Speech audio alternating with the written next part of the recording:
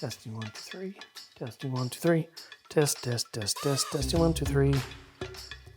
Testing 1, 2, 3.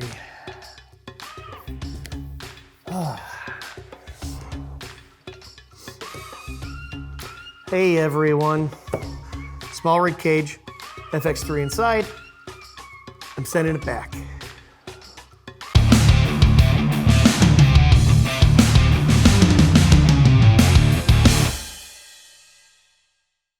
So I'm gonna make this one a quick one because I wanna send this Smallrig Cage back. I have another cage coming from another brand. Hopefully it will be better than this one. But the Smallrig Cage for the FX3 and honestly the A7S3 suffers from a problem in which while the material build is fantastic, the structural build is not.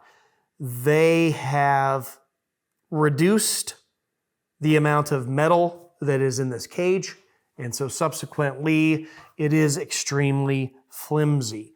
The top part of the cage does not support a top handle and any type of weight very well at all. It's extremely flexible. This does not inspire confidence of putting any type of weight on this particular cage. There's actually a very thin area here at the top of the cage where it goes across the buttons to give you access to the buttons on the top. There's an area that is probably the thinnest I've ever seen on a cage before in my life.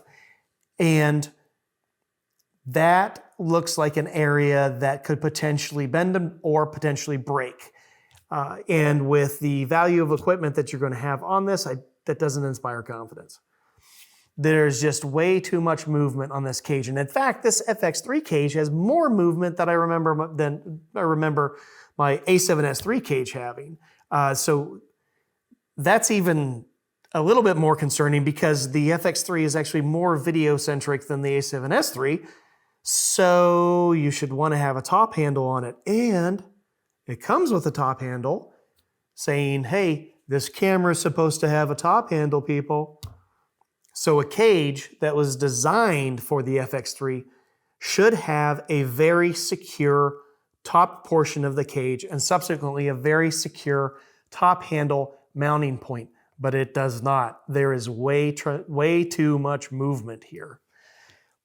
Now, in contrast, the A7R3 and the A7R4 cage, which is currently wrapped around the A7R4 that I'm filming with right now, those cages are built like tanks. And the top is extremely heavy duty.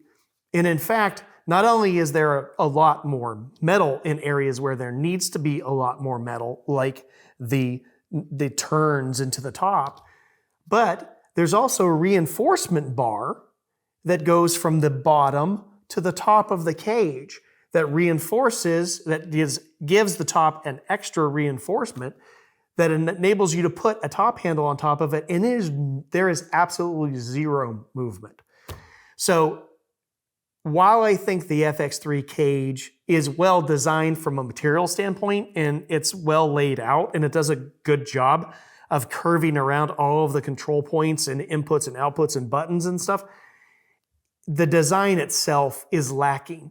If Smallrig would have added just a little bit of metal along the top areas, they could have made use of the 1/4-20 screw holes that are on the top of the FX3 as an additional securing point for the top portion of the cage.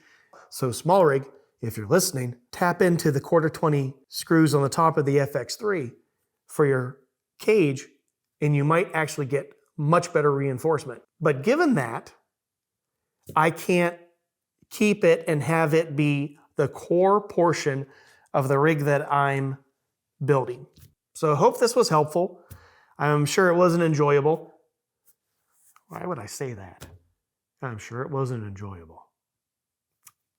Try that again.